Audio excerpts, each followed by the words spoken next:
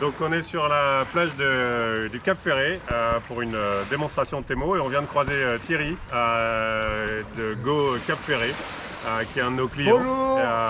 Donc j'en profite pour lui poser quelques questions sur l'utilisation du Temo dans le bassin d'Arcachon qui est réputé pour ses courants.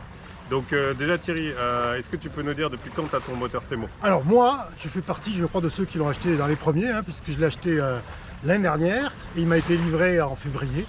Donc je l'ai depuis le mois de janvier-février et je l'utilise depuis le 25 mars. D'accord. Depuis le 25 mars, je l'utilise. Et il a beaucoup servi? Et il a énormément servi puisque j'ai fait, je navigue beaucoup. J'ai déjà fait depuis le mois de mars, j'ai déjà fait 70 heures de bateau. Donc globalement, j'ai dû faire au moins une trentaine d'allers-retours sur mon corps mort qui est à 200-300 mètres d'ici. Nous sommes à la plage de Grand Piquet, ici à Cap Ferret.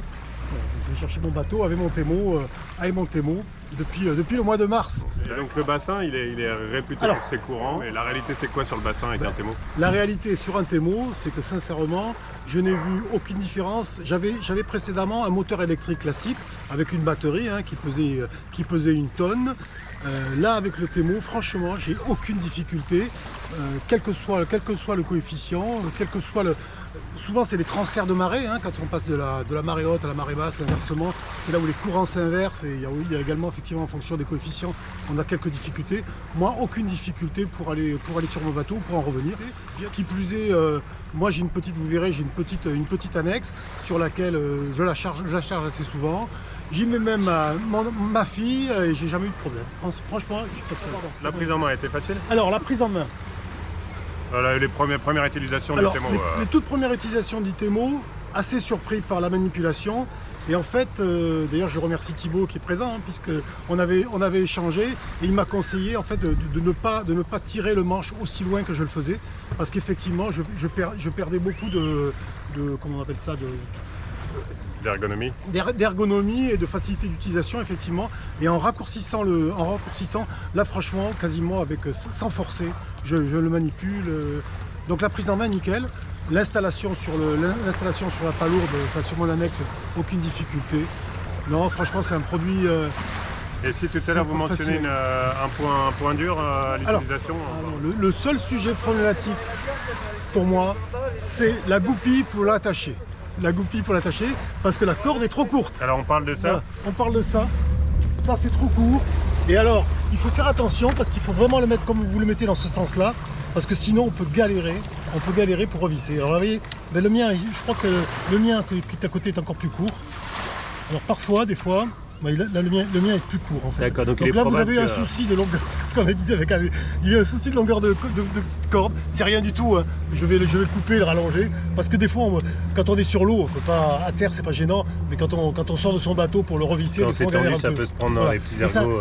Moi ma corde est tellement courte que ça s'accroche aux ergots de la D'accord, donc on a peut-être une irrégularité dans la longueur de la ficelle. Franchement, il y a que ça comme difficulté.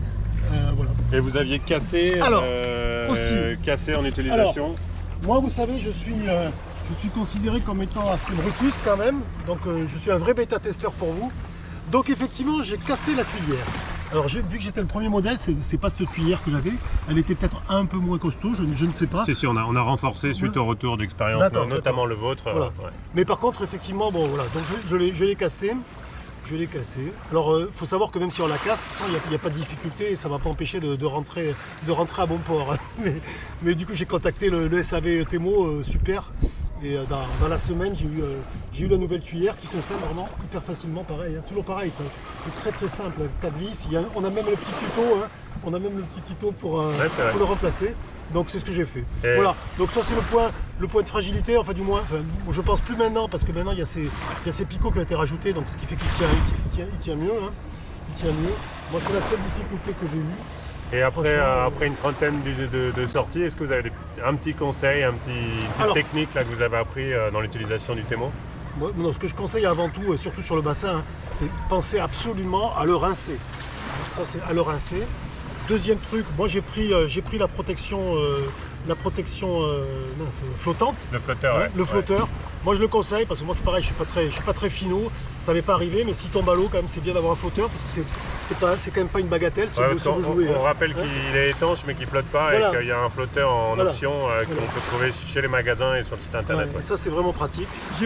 Moi j'ai que des choses positives d'ailleurs, vous le savez, voilà, moi je suis un fervent fan de Temo et je trouve que ça fait plaisir d'avoir des jeunes qui ont qui ont eu cette idée et développer un produit voilà, conçu, réfléchi en France, c'est quand même super. C'est sympa. Et je rappelle que Thierry a fait des vidéos d'utilisation de son produit et qu'il a mis sur GoCap Ferré.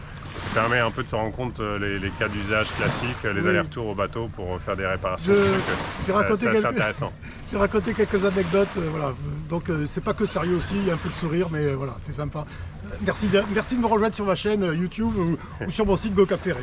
Merci Thierry. Non, j'avais un dernier point, mais je l'ai déjà oublié. C'est important, c'est que effectivement, comme on le disait Alexandre, il y a une autonomie apparemment envisagée je crois de 3000, c'est ça 3000 nautiques. Ouais.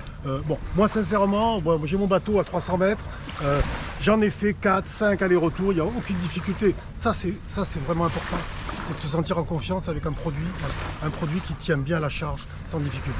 On peut parler en 1000 nautiques, mais le plus simple c'est de parler en minutes d'autonomie. On a 45 minutes à fond Bon, voilà. et on a une heure d'utilisation, le temps de faire des approches de plage, des approches de bon, bateau c'est un ça. peu plus doucement. Donc, moi, Voilà, 45 minutes à fond. d'accord, moi mon bateau, tu vois, je dois mettre moins de 10 minutes pour y aller, ouais même pas, je mets 5 minutes pour y aller, donc c'est ça. Ok, top. Voilà. Bon, merci Thierry. Merci à vous. On peut faire la petite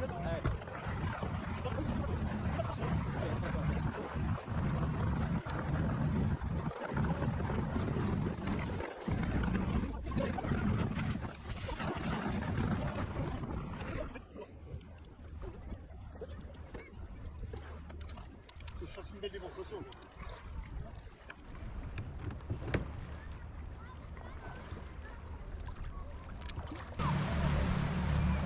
Ciao.